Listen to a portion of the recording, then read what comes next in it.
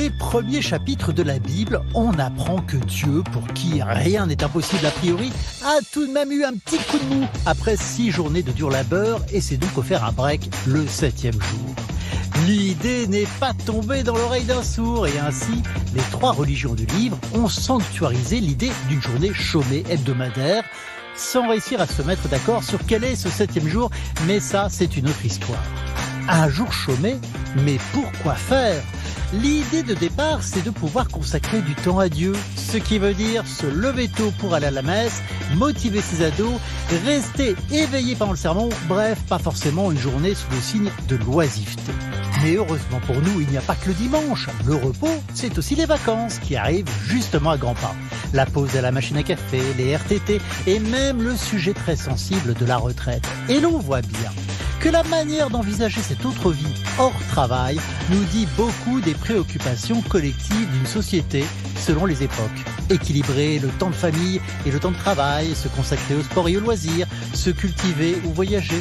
Et beaucoup plus récemment, un vocabulaire de crise s'impose.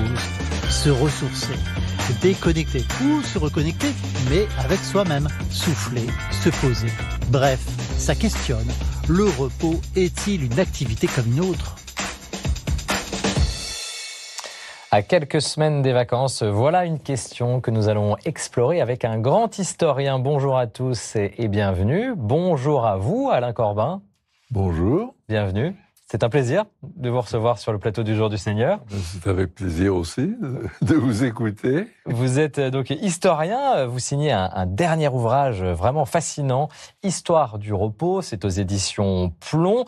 Une histoire qui en dit beaucoup sur notre manière de vivre aujourd'hui et peut-être même de croire, c'est ce qu'on va voir ensemble. Mais d'abord, c'est original quand même, une histoire du repos. Qu'est-ce qui vous a donné envie d'écrire sur cette histoire du repos ?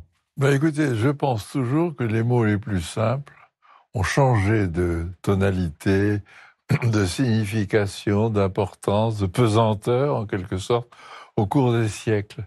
Et ce serait une grave erreur de croire qu'un mot tel que le silence ou le repos a toujours été conçu de la même manière. Non, les figures du repos, les tactiques du repos n'ont cessé d'évoluer.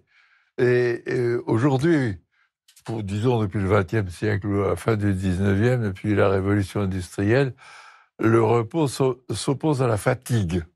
C'était absolument pas le cas à la Renaissance, au XVIIe siècle et encore au XVIIIe siècle. Ça voulait dire quoi avant ? Écoutez, durant 1000 ans à peu près, même plus, après, au début du christianisme, le repos, c'est d'abord le repos éternel. Se reposer en Dieu. Se reposer en Dieu. Requiem, c'est bien ce que ça signifie. Ça veut dire quoi, requiem ? Toujours célébrer, le repos. Hein.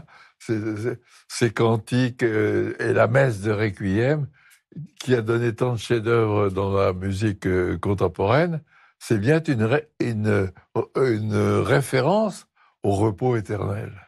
Et le sermon sur la mort de Bossuet, par exemple, c'est-à-dire que quand on parle de repos éternel, on ne parle pas que de mort, on parle aussi un peu d'autre chose. Évidemment, c'est la résurrection et l'espérance du salut. C'est l'espérance de réussir son salut au Moyen-Âge, hein, et même après. C'est-à-dire d'éviter l'enfer ou la gêne et surtout de se retrouver en compagnie des anges, à proximité de la divinité, de Dieu, etc. C'est ça le repos éternel. Et c'est vrai que c'est intéressant, par contraste. Je vous cite, voilà ce que vous écrivez. Aujourd'hui, on ne parle plus guère de repos, mais de détente, ce qui revient à remplacer la fatigue par une tension, un mal-être, par exemple le burn-out. Oui, ça c'est tout récent. Et puis je ne suis pas un sociologue ni un psychologue. Hein. Mais ça raconte quelque chose de ce changement, raconte quelque chose aussi de notre société, de la manière dont on vit collectivement. Il faudrait essayer de réfléchir à ce changement. C'est pas facile. Hein. C'est pour ça qu'on est là ce matin. C'est pas facile parce que, en fait, ça montre l'emprise et la psychologie aussi. Hein, la psychologie en tant que science, en tant que discipline, etc. Et peut-être aussi l'empreinte de certaines religions orientales, hein, du bouddhisme, etc. C'est très difficile de dire je vais échapper à la fatigue. On ne le dit plus tellement, ça c'est vrai. Hein. Et le repos, c'est plutôt la détente. C'est le sentiment qu'en soi, il y a une tension hein, qu'il faut relâcher. En quelque sorte. Mais encore une fois, c'est pas de l'histoire, puisque c'est des tout contemporain, ça. Mais avec ce changement-là de sémantique, est-ce qu'on a perdu quelque chose ? Ah, bien sûr. Qu'est-ce qu'on a perdu ? Toutes les significations successives du repos. J'ai fait allusion au repos éternel, mais ensuite, pour prendre l'exemple de Pascal au XVIIe siècle, et jusqu'à Rousseau d'ailleurs, ce qui s'opposait au repos, ce n'était pas la fatigue, c'était l'agitation. On n'a pas suffisamment réfléchi à cette notion d'agitation. Quand Pascal nous dit que l'homme n'aime pas se retrouver tout seul dans sa chambre, etc., c'est parce qu'il veut fuir cela, se face à face avec soi-même, et se plonger dans l'agitation de la cour, de la ville, etc. Et lorsque, 2 siècles après, Rousseau va sur le lac de Bienne, se couche et se laisse aller à la rêverie, etc. C'est aussi une façon d'éviter l'agitation, parce qu'il était très mal vu, il a eu des problèmes dans la capitale. Donc, vous voyez, cette notion d'agitation est très importante. Et en même temps, une autre notion du XVIIe siècle qu'on a oubliée, c'est la quiétude. Je sais bien que Fénelon, Madame Guyon, Saint-Jean-Baptiste de la Salle, etc., il y a eu des problèmes avec certains théologiens, hein, à querelle, Bossuet, Fénelon, etc. Mais cette notion de quiétude est en état de quiétude. C'est quelque chose qui a régné un certain temps et qui est, me semble-t-il, très, très fort. Et on a gardé que son contraire. On ne parle plus de quiétude, j'entends jamais ce mot. Non, ça paraît un peu... En revanche, on parle de l'inquiétude. Ça veut dire qu'on a quand même perdu, pour résumer, quelque chose de spirituel. Là, en ce qui concerne l'inquiétude, oui. Oui, en ce qui concerne la quiétude. Oui, mais il y a d'autres notions qui sont de la Renaissance, hein, surtout, mais qui sont moins directement liées à la religion, c'est le retrait. On parle beaucoup aujourd'hui de la retraite, mais cette notion de retrait, puisqu'on employait le mot retrait plutôt que retraite, cette notion de retrait était très présente chez Montaigne, pendant au moins 40 pages des essais. Qu'est-ce que ça veut dire, la retraite, à ce moment-là ? Le retrait. Ou le retrait ? Eh bien, c'est que quand on a un certain âge, mieux vaut ne pas continuer l'agitation, ne pas continuer d'intervenir dans la société d'une certaine façon, mais se retirer, et j'aime beaucoup l'expression de Montaigne, et de La Rochefoucauld par la suite, qui la reprend, se construire en repos. Savoir se construire en retrait. C'est pas simple. Parce qu'aujourd'hui, on pourrait se demander savoir se construire une retraite, c'est pas simple non plus. Du coup, si en revisitant ces mots, ça éclaire aussi le présent. Hein. Voilà, parce que de retrait à retraite, il y a évidemment une filiation, mais que se construire en repos, c'est-à-dire par exemple abandonner l'agitation, abandonner la société, choisir une petite bibliothèque particulièrement intéressante, des promenades intéressantes, peut restaurer son bien, un petit bien dans lequel on s'est réfugié, voilà. Et au XVIIIe siècle, La Rochefoucauld, dont on parle souvent des maximes avec des maximes très courtes. C'est une fable. Oui, mais non, des maximes. Oui. Enfin. Or, sur la retraite, sur l'impératif de la retraite, il consacre plusieurs pages, ce qui est très rare dans l'œuvre de La Rochefoucauld, et ça montre l'importance, et encore à la fin du XVIIIe siècle, Joubert, par exemple, souligne aussi l'intérêt de la vieillesse à ce propos. C'est moins religieux que la fuite de l'agitation pour Pascal ou de la quiétude pour Fénelon, mais ou Jean-Baptiste de la Salle. Mais c'est intéressant de voir qu'il y a à la fois ces notions d'agitation, de repos éternel, d'agitation, de retrait, de quiétude, d'inquiétude. Tout ça a précédé ce qui est la fatigue de la révolution industrielle, c'est-à-dire la fatigue de l'usine. Hein, c'est autre chose. Autre chose. Mais je vous propose, Alain Corbin, tout de suite, justement, de partir en retraite dans un monastère breton. chez les moines de l'abbaye de Landévennec et qui accueille régulièrement des retraitants, bien sûr, en quête de repos, bien souvent après des situations de stress ou de burn-out. Que signifie le repos pour ces personnes retraitantes? Regardez, puis on en discute avec notre historien Alain Corbin juste après.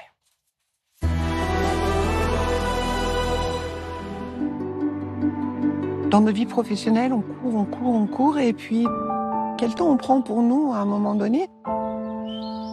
Je m'appelle Valérie, je suis cadre de santé. Ça fait la 3e fois que je viens dans cette abbaye en retraite. Cette pause, pour moi, je l'ai prise. Cette fois-ci, je l'ai prise parce que j'ai fait un burn-out.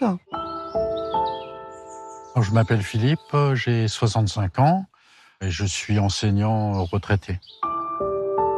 Quand on est enseignant, qu'on a vécu beaucoup de stress, d'adrénaline dans l'estomac, ça fait du bien de se poser. Et je continue à avoir besoin de me ressourcer.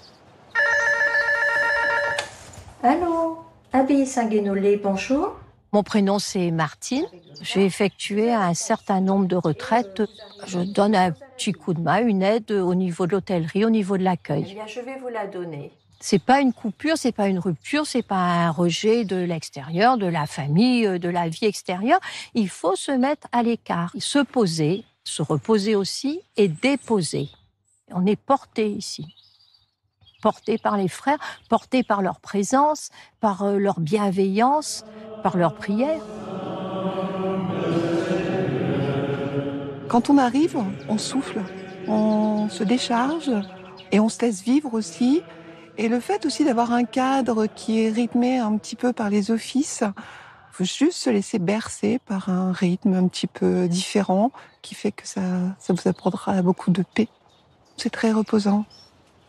Se sentir en paix, en fait, c'est se sentir bien avec soi. C'est-à-dire de devenir d'accord avec tout ce qu'on a dans la tête, notre personnalité, notre façon de voir le monde, notre façon de parler aux gens. C'est ça la paix. Que Dieu, dans son amour tout-puissant, nous fasse miséricorde. La majorité arrive avec beaucoup de soucis. Et ils ont besoin de temps de repos, de calme et de solitude. Et surtout une oreille qui écoute. Et souvent, ils n'ont pas ça chez eux. Et ce qu'ils portent en eux, des fois, ils n'arrivent pas à en parler autour d'eux.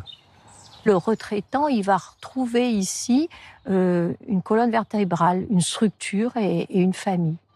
Évidemment, la démarche, au départ, peut paraître un peu égoïste parce qu'on a l'impression de venir pour soi, mais pas du tout, parce que quand on rentre, on le fait partager aux autres. Je me remplis de plein de choses qui, j'espère, vont me permettre après de retourner et puis d'être différente. Moins dans la peine, en tout cas. Alain Corbin, qu'est-ce qui vous fait réagir dans ce qu'on vient de voir? Ça me fait penser à une réflexion que j'ai citée du philosophe Alain, mon ami, parce que nous sommes de l'orne tous les deux, c'est que c'est lorsqu'on se repose que l'on sait à quoi l'on pense, dit-il. Parce que c'est assez compliqué. C'est dans les moments de repos que l'on sait à quoi on pense. Ça, c'est très important. Oui, parce que ça veut dire que quand on ne se repose pas, on ne pense pas, d'une certaine façon. On n'a pas le temps de penser en dehors des périodes de repos.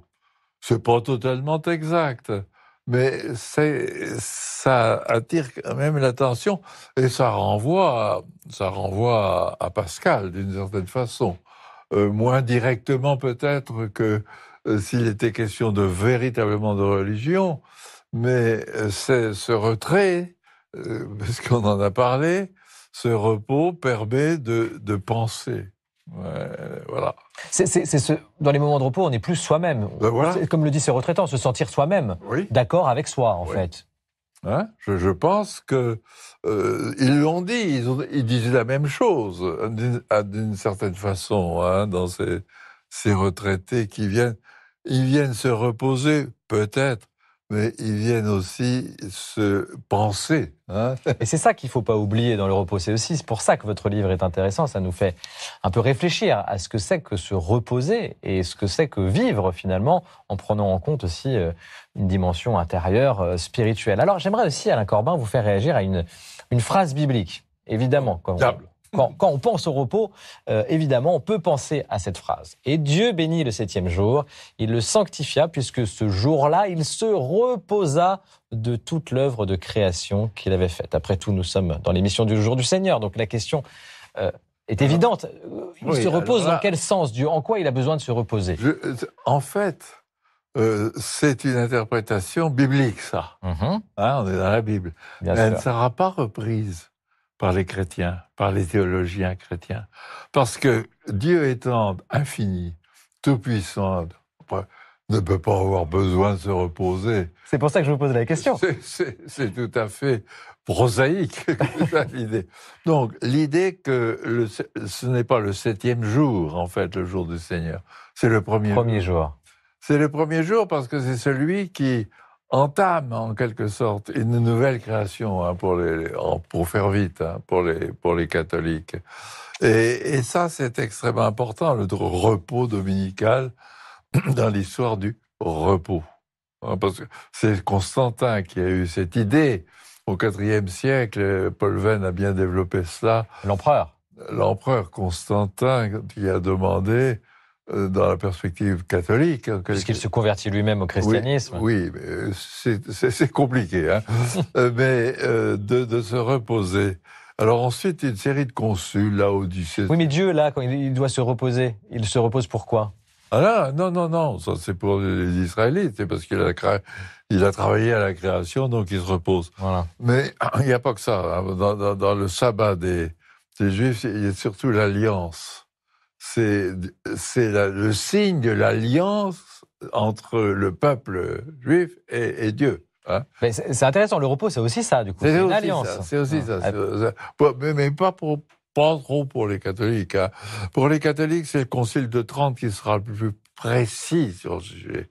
C'est-à-dire qu'il faut arrêter le travail pour sanctifier ce jour du repos dominical, donc pas de travail, s'endimancher parce que c'est symbolique, si vous voulez, assister aux offices, messe et vêpres et autres, sanctifier les restes de la journée, éventuellement par des prières ou des lectures saintes, ça c'est autre chose.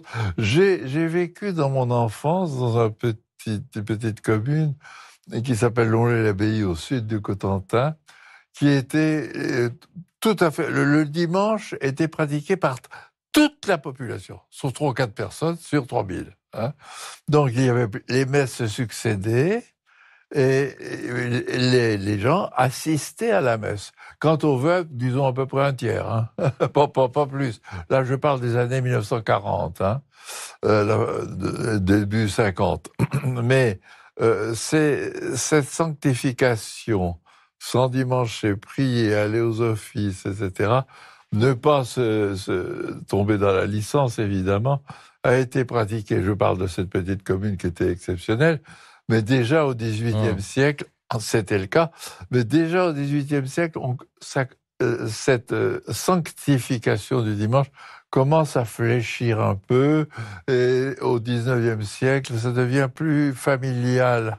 Et aujourd'hui, ça paraît exotique, presque. Enfin, il n'y a plus personne, paraît-il, dans cette même commune dont je vous parle, là. Que je connais, mais j'y ai fait du vélo, d'ailleurs. Il doit y avoir une messe tous les 15 jours, quelque chose comme ça, quoi. Ah d'accord, je vous propose maintenant d'aller à la rencontre d'Henri. Alors, Henri est cofondateur de la fondation France Répit, ça va vous parler, dont l'objectif est d'accueillir les aidants à bout de souffle, ainsi que leurs proches, handicapés ou malades. Ils sont pris en charge à la maison de répit, une structure près de Lyon. Regardez ce témoignage.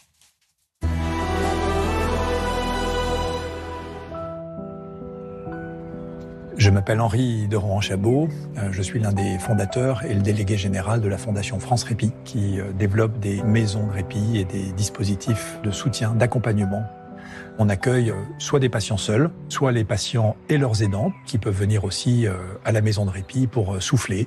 La maladie, elle ne s'arrête pas le vendredi soir, elle ne recommence pas le lundi matin. Et donc les aidants ont besoin régulièrement de souffler, de dormir, de faire le point. En fait, ils ont besoin un peu d'appuyer sur pause parce que cet accompagnement, il est souvent très engageant. Et comme dans toutes les activités humaines, on a besoin régulièrement de s'arrêter pour mieux repartir.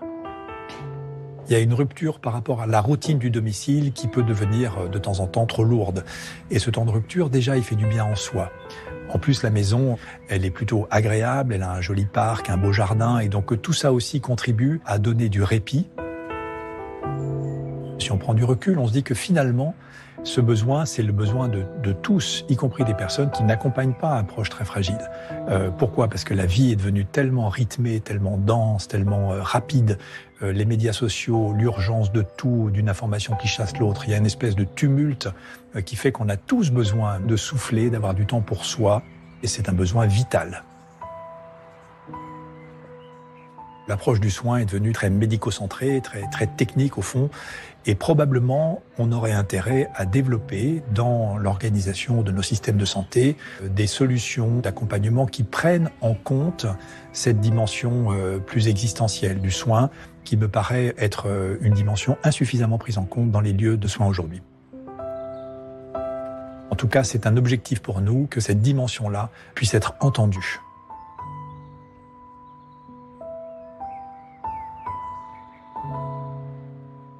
On se repose avec ces belles images, mais c'est vrai que c'est intéressant ce qu'il dit.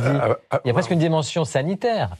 Oui, mais avoir du temps pour soi, là, médicalisé d'une certaine façon, hein, dans une perspective sanitaire, ça a été tenté un petit peu par le sanatorium durant la première moitié du XXe siècle, mais vraiment pas dans la dimension exacte de ce que l'on vient d'entendre. Hein.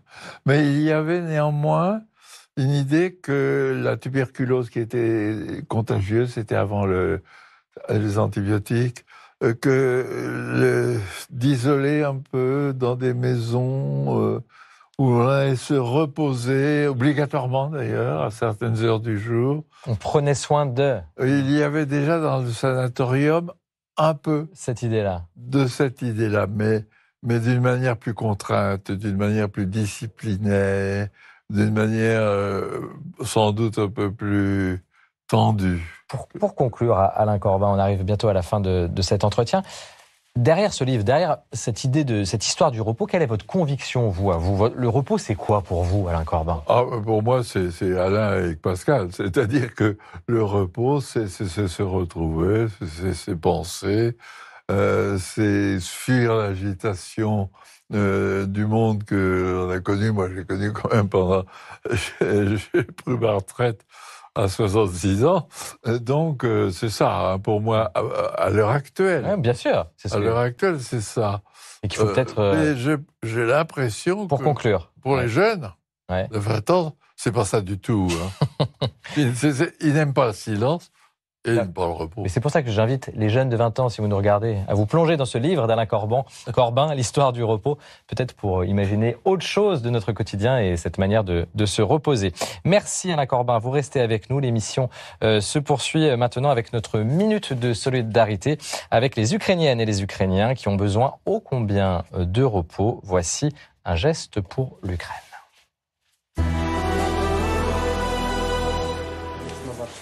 Ici, on reçoit des commandes, on prépare des palettes de produits de santé qui sont ensuite acheminés sur le front en Ukraine.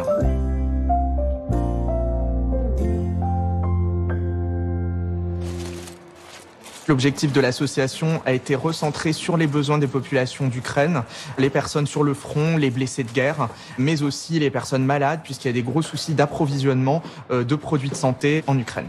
Ce sont des gels douches, des shampoings, des gels hydroalcooliques, des dispositifs médicaux comme des gants, des attelles et des béquilles.